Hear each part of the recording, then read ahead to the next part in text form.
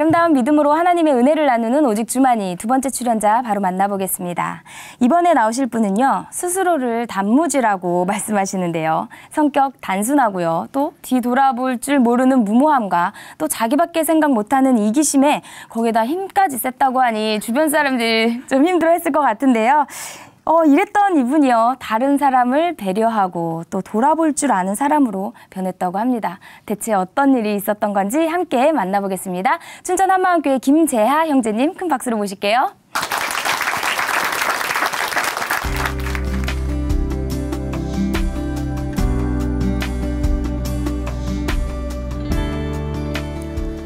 안녕하세요. 춘천 한마음교회 김재하입니다. 저는 단무지였어요. 단순 무식, 쥐밖에 몰라 단무지로 불리며 1차원적인 삶을 살던 제가 부활하신 예수님을 만나 변화된 간증을 하려고 이 자리에 나왔습니다.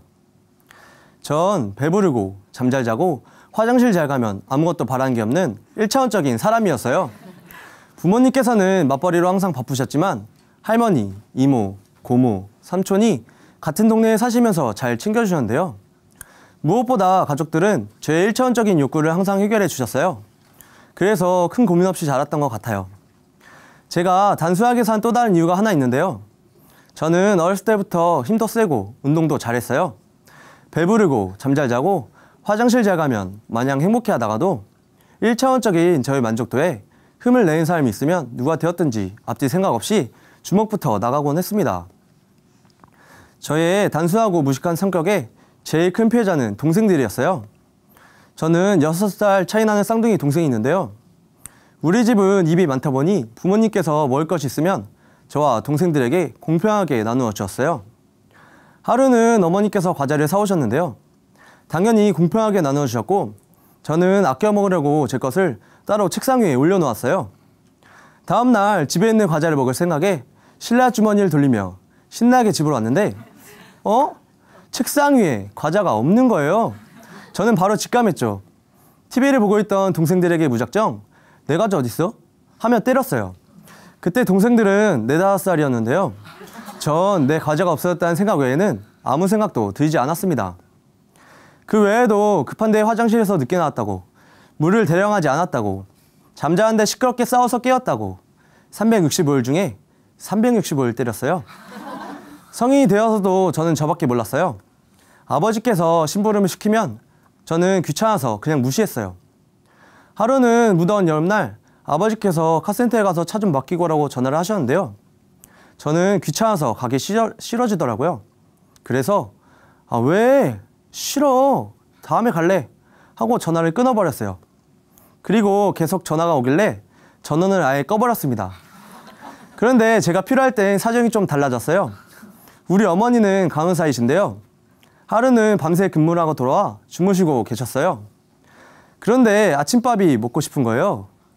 그래서 주무신 지 1시간도 안 된 어머니를 흔들어 깨우며 엄마 배고파 밥 줘 계속 졸랐어요. 결국 어머니께서는 아침밥을 차리고 나서야 주무실 수 있으셨어요. 제가 매번 그래서인지 모르겠지만 어머니께서는 점점 퇴근을 늦게 하시더니 제가 출근한 후에 들어오곤 하셨습니다.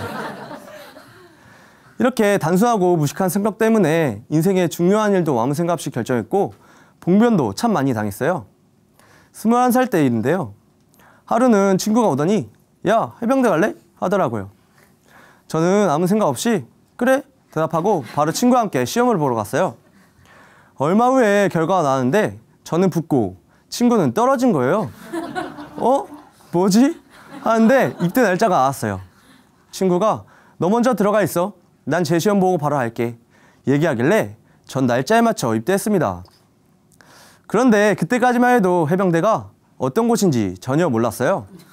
군대는 다 똑같은 줄 알았는데 자대 배치를 받고 첫날부터 알았으면 진짜 안 왔을 텐데 도대체 앞이 안 보이더라고요. 그래서 친구한테 시간 날 때마다 전화해서 야 붙었어? 어떻게 됐어? 계속 물어봤어요. 그런데 어느 날 나 또 떨어졌다. 그냥 육군 갈게. 수화기 너머로 들리는 친구의 소리에 좌절할 수밖에 없었습니다. 어렵게 군대를 전역하고 놀고 있었는데요. 아버지 친구분께서 돈 많이 준다는데 호주 가서 일해볼래? 하시는 거예요.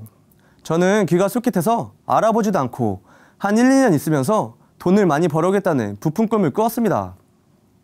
보통 해외에서 그렇게 오래 살 생각을 하면 그 나라에 대해 알아보면서 준비도 하고 언어 공부도 하잖아요.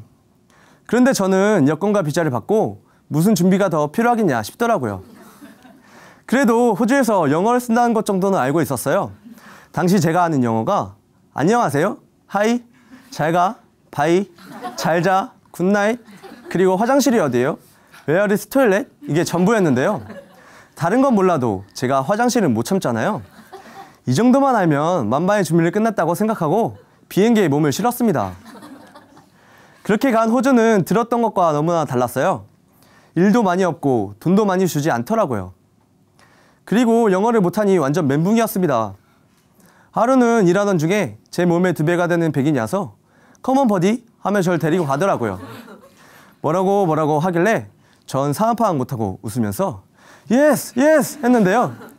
그런데 갑자기 몸에 있는 문신을 보여주면서 금방이라도 달려들려고 하는 거예요. 무슨 영문인가 싶을 때 옆에 있던 형이 달려와 겨우 살려줬어요. 나중에 알고 보니 그 백인은 저한테 와서 자기 시멘트를 썼냐고 물어보는 거였는데요. 그런데 제가 자꾸 웃으면서 예스 하니까 엄청 열받았던 거예요. 죽다 살아났습니다. 어쨌든 제대로 알아보지도 않고 단순하고 무식하게 출발했던 저는 3개월 만에 번 돈을 기념품 사는데 다 쓰고 한국으로 돌아오게 되었습니다. 한국으로 돌아와서 저는 일자리를 수없이 바꿨어요. 배달, 현금 수송, 발레 파킹, 택배, 독서실 인테리어 이렇게 종류별로 옮겨왔는데 다 1년을 못 버텼습니다. 나는 무슨 일을 하는지, 이 회사는 왜 나를 뽑았는지 알아보지도 않고 아무 준비 없이 들어가서 불편한 게 있을 때마다 바로 그만뒀어요. 어떤 곳은 돈이 적어서, 어떤 곳은 눈비 맞는 게 싫어서, 어떤 것은 밥이랑 화장실이 해결이 안 되니까 바로 박차고 나왔습니다. 사실 제가 당장 빠지면 안 되는 것도 많았는데요. 회사 사정보다 제가 불편한 게 제일 컸어요. 그걸 참고 다닐 이유가 없다는 생각에 갑자기 연락도 없이 안 나갔는데요. 그런데도 전 월급날이 되면 연락해서 제 월급 언제 주냐고 했고 제가 일한 만큼 돈을 다 받았습니다. 제가 자동차 게임을 좋아하는데요.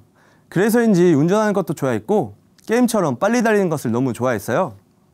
하루는 제 차에 친구가 탔는데 다 초록불이고 차들이 없길래 저는 평소대로 시속 170km를 밟으며 신나게 달렸어요. 새벽 1시 강남 한복판이었는데요. 친구가 불안해서 머리에 손잡이를 잡으며 천천히 가라고 소리를 지르는 거예요. 그런데 그 모습이 너무 재밌어서 웃으며 1차선에서 4차선으로, 4차선에서 1차선으로 더 험하게 달렸습니다. 그러다가 어쩔 수 없이 신호에 걸리면서 차를 멈췄는데요. 평소 놀이기구도 못하는 그 친구의 얼굴은 사색이 되어 있었고요. 저한테 온갖 욕을 퍼부으며 다시는 제 차를 안 탄다고 화 잔뜩 나서 집으로 돌아갔습니다. 어느 날 친한 동생이 우리 교회 가볼래? 하는 거예요. 당연히 이번에도 아무 생각 없이 그래? 하고 따라갔어요. 그런데 점점 산속으로 들어가면서 무슨 교회가 시골 촌구석에 그것도 단층으로 되어 있는 거예요. 알고 보니 소를 키우던 곳을 교회로 사용하고 있다고 하더라고요. 이런 곳이 어떻게 교회가 될 수 있지? 생각하며 안으로 들어갔는데 겉모습과는 달리 사람들이 너무 많아 통로까지 꽉 차 있었어요. 그 모습이 신기해서 또다시 갔는데요. 2번째 갔을 때는 거기 계신 분들의 모습이 보이더라고요. 무더운 여름날 덥다고 짜증내는 저와 달리 그분들은 기쁘게 말씀을 듣고 모여서 교제하는 모습이 너무 밝아 보였어요. 생각이 없던 저도 여기 모인 사람들과 나는 도대체 뭐가 다른가? 나도 변하고 싶다. 이런 생각에 바로 이 교회에 등록을 하게 되었습니다. 예배가 끝나고 같은 동네에 사는 한 형을 소개받았어요. 주중에 동네에서 그 형을 다시 만나는데 예수님을 어떻게 하나님으로 믿을 수 있니? 이렇게 물어보시더라고요. 그러면서 예수님께서 부활하셨기 때문에 이분을 바로 하나님으로 믿을 수 있어 말씀하셨어요. 예수님이 죽고 부활하신 거? 당연히 나도 알지. 그런데 부활로 예수님을 하나님으로 믿을 수 있다고? 말문이 탁 막혔어요. 그 형은 이런 저에게 복음을 전해주셨습니다. 집에 돌아와 방에 누워있는데 예수님께서 부활하셨기 때문에 이분을 바로 하나님으로 믿을 수 있어 했던 말이 떠나지 않는 거예요. 갑자기 아까 들었던 말씀 한 구절이 생각나 집에 있던 성경책을 찾아보았습니다. 내가 받은 것을 먼저 너희에게 전하였노니 이는 성경대로 그리스도께서 우리 죄를 위하여 죽으시고 장사 지는 바 되었다가 성경대로 사흘 만에 다시 살아나사. 그 순간 형에게 들었던 복음이 하나로 맞춰지는 것 같았어요. 아, 예수님이 성경의 예언대로 오셔서 죽으시고 성경의 예언대로 부활하셨기 때문에 하나님이시구나. 그래서 예수님을 하나님으로 믿으시는 거구나. 망치로 머리를 맞는 것 같았습니다. 마음에 하나님이 되려는 중심 때문에 천사장이 마귀가 된 것 같이 저도 동일한 죄를 짓고 지옥으로 갈 수밖에 없던 자였어요. 그런데 예수님이 이 땅에 사람으로 오셔서 죽으시고 부활하셔서 저의 주인이 되어주신 거예요. 그 형이 제게 마지막으로 했던 예수님이 너의 마음의 주인이니? 질문이 생각났습니다. 저는 아무 생각 없이 네, 대답은 했지만 마음이 찔렸는데요. 제 마음의 주인은 예수님이 아니라 저라는 것을 누구보다 잘 알았거든요. 제가 불편하면 나 원래 이런 거 못 참아 했고, 내가 편하면 다른 사람이 불편하던 피해를 입던 전혀 신경을 쓰지 않았는데요. 그런데 예수님께도 마찬가지더라고요. 내가 불편하지 않으니까 난 단순해서 그런 거 잘 몰라요 하면서 예수님이 나 때문에 죽으셨던, 부활하셔서 내 주인이 되어주셨든 전혀 상관하지 않았어요. 이렇게 단순하다는 것을 방패 삼아 주인 되어주신 예수님과 상관없이 마음대로 움직이던 제가 보였습니다. 저는 지옥에 가도 마땅한 죄인이었어요. 그럼에도 불구하고 매일매일 저의 마음을 두드리고 계시는 부활하신 예수님이 보였습니다. 저는 예수님 믿지 않던 죄를 회개할 수밖에 없었어요. 그리고 예수님을 제 마음의 주인으로 모셔드렸습니다. 사실 목사님께서 이 땅에서 천국의 삶을 사시기 원합니다 라고 말씀하실 때마다 저는 무슨 말인지 몰랐어요. 그런데 예수님을 제 마음의 주인으로 모시니 너무너무 기쁘다 못해 춤과 흥이 저절로 나왔어요. 제 안에 있던 모든 문제가 해결되니 마음이 홀가분해져서 기쁨과 평강이 임했고 오직 예수님만 찾게 되었습니다. 흥분이 가라앉지 않았는데 어머니가 보였어요. 그래서 갑자기 어머니 앞에 앉아서 복음을 전해드리고 26년 만에 처음으로 진지하고 솔직하게 말씀으로 교제를 나누었습니다. 복음을 증거했다니 하나님의 마음이 보였어요. 예수님을 주인으로 믿지 않아 힘들어하는 가족들이 너무 안타깝더라고요. 그래서 매일 가족들 한 명 한 명 복음을 전할 마음을 먹고 진심으로 사과하며 복음을 전했어요. 그리고 쌍둥이 동생들에게는 무릎을 꿇고 그동안 내가 주인 돼서 너희를 때리고 욕하고 막 시켰는데 이제는 내 마음의 주인이 예수님이시니까 그렇게 할 수가 없어. 너희한테 했던 모든 잘못들을 용서해 줄래? 하며 용서를 구했습니다. 그랬더니 남동생은 지금까지 살면서 오늘이 가장 멋진 형의 모습이었어 하면서 용서해 주었고 복음을 잘 들어주었습니다. 저는 몸이 귀찮으면 항상 아버지의 신분을 무시하고 어머니는 피곤하시던 말던 계속 밥을 달라고 졸라는데요. 이젠 아침도 제가 알아서 잘 챙겨 먹고요. 또 동생들이 배고프다고 하면 어머니를 대신해 맛있는 볶음밥도 해줘요. 동생이 이제 안 시키고 직접 요리해주니까 너무 좋다 하더라고요. 하루는 제가 차를 끌고 나왔는데 아버지께서 지금 차를 고쳐야 하니까 빨리 가지고 오라고 전화를 하셨어요. 제 마음의 주인이 예수님이시니 2시간 떨어진 거리였는데도 네 하고 기쁘게 갔습니다. 저의 변한 모습에 놀라셨는지 할머니, 아버지, 어머니께서도 저를 따라 교회 한번 오셨어요. 아버지께서는 계속 지체들에게 재하가 변하지 않았으면 여기 안 왔지 하셨습니다.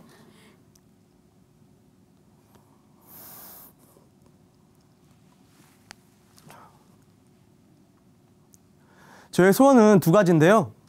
우리 가족이 한자리에 앉아서 복음으로 교제하는 것과 또 우리 가족이 전부 다 영원한 천국에서 영원한 삶을 누리는 거예요.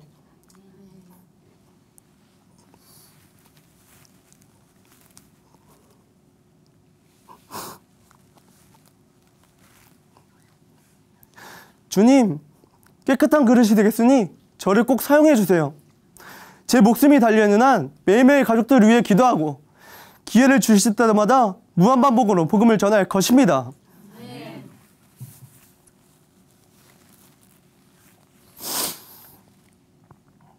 또 제가 지금까지 직장도 제 마음대로 시작했다가 제 마음대로 그만두곤 했는데요. 이제는 절대 제 마음대로 움직이지 않아요. 나의 주인 되어주신 예수님께서 가라고 하시면 가고 멈추라고 하시면 멈춥니다. 저는 지금 큰 병원에서 시설을 관리하는 일을 맡고 있는데요. 아무리 힘들어도 하나님께서 그만두라 하기 전까지 지금 다닌 직장에 충성하겠다고 일꾼에게 얘기했어요. 그랬더니 이제 진짜 지혜로운 사람이 된 것 같다고 하면서 너무 좋아하시더라고요. 지혜와 지식의 모든 보화를 갖고 계신 예수님께서 저의 머리가 되시니 제가 지혜로운 사람이 되었습니다. 그리고 이제는 어떻게 하면 같이 일하는 분들이 조금이라도 편하게 일할 수 있을까? 어떻게 하면 이분들이 부활의 복음을 듣고 살아날 수 있을까? 이런 고민을 하니까 저의 불편함과 상관없이 최대한 도와드리려고 제 몸이 움직이고 있더라고요. 몸이 불편해도 조금 피곤해도 하나님께서 새 힘을 주시니 매일 기쁘게 일하며 복음을 전할 수 있었습니다. 하루는 회사에서 전도지를 주면서 예수님이 부활하신 이 기쁜 소식을 전했어요. 그런데 한 형이 너무 진지하게 듣는 거예요. 그래서 저는 영화 패션 오브 크라이스트에서 예수님이 고난받는 영상을 보여주었어요. 예수님께서 돌아가시는 장면을 보면서 진짜 죽었다가 다시 살아난 거야? 묻길래 그래요. 예수님이 진짜 다시 살아나셨다니까요? 하면서 또 부활을 전했습니다.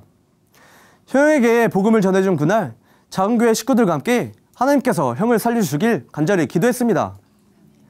하나님께서는 계속 복음을 전할 기회를 주시는데요. 공동체와 함께 드린 기도가 반드시 응답될 것이라고 믿습니다. 예전에는 나만 좋으면 스피드를 즐기며 운전을 했었는데요. 이제 저희 운전은 예수님 앞에 순한 어린양처럼 아주 부드러운 모습이 되었습니다. 우리 작은교회는 직장인이 많다 보니 다 모이면 저녁 9시가 넘는데요. 늦은 시간에 작은 예배가 늦게 끝나면 지체들 집 앞까지 부드럽고 안전하게 모셔다 드리는 주님의 기사로 충성하고 있습니다. 아무리 멀어도 날씨가 나쁘고 피곤해도 지체들이 있는 곳이라면 어디든지 모셔다 드려요. 내가 조금 힘들더라도 하나님의 몸된 지체가 편하게 갈 수만 있다면 섬길 수 있다는 것이 너무 기쁩니다. 앞으로도 주님의 기사로서 보내주신 영혼들을 섬길 것입니다. 작년에 우리 교회가 이사를 가게 되면서 공사며 청소며 일할 사람이 참 많이 필요했어요. 저는 당시 타일 시공 일을 하고 있었는데요. 주체들과 얘기를 하다가 교회에서 타일 시공할 사람이 필요하단 말을 들었어요. 아, 하나님께서 나에게도 교회 공동체를 섬길 수 있는 기회를 주셨구나. 단순하고 심플하게 함께하기로 했습니다. 한 달 동안 작업을 하면서 사실 잠 못 자고 쉬지 못하고 힘들게 일해서 몸은 천근만근인데 마음이 너무 기쁜 거예요. 쉬고 싶다가도 서로를 배려하며 일하는 모습을 보면서 마음을 다시 잡게 되었고 공동체와 함께 기쁜 마음으로 일하게 되었어요. 더 이상 몸이 불편한 것은 저에게 아무런 문제가 되지 않았습니다. 저밖에 모르던 제가 공동체와 함께 하다 보니 어느샌가 나보다 공동체를 더 생각하는 사람이 되어 있었습니다. 저는 예수 믿기 전에는 잘 먹고 잘 자고 화장실 잘 가는 게 전부였던 1차원적인 단무지였는데요. 그런데 이제는 부활하신 예수님밖에 모르는 사명자가 되었습니다. 오직 주를 위해 영혼들에게 복음을 전하고 제자를 삼는 사명이 제 인생의 목적이에요. 한번 사는 인생 제 모든 것을 예수님을 자랑하는 데만 투자하겠습니다. 감사합니다.